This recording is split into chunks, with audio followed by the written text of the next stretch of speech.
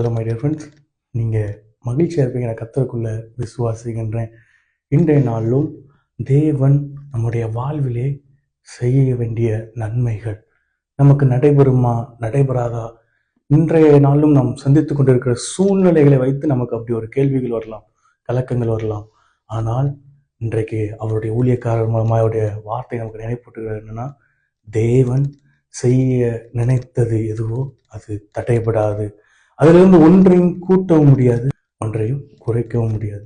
ஏன்னா செய்கிறது தேவன். நம்முடைய வாழ்விலே நன்மையை செய்கிறது தேவன். நம்முடைய வாழ்விலே தீவினைகளை அகற்றுவது தேவன். எனவே அதிலிருந்து ஒரு நன்மையும் கூட்டவோ குறைக்கவோ முடியாது.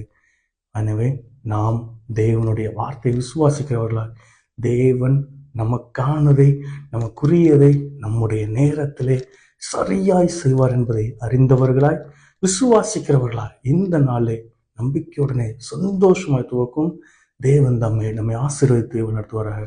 God bless you all.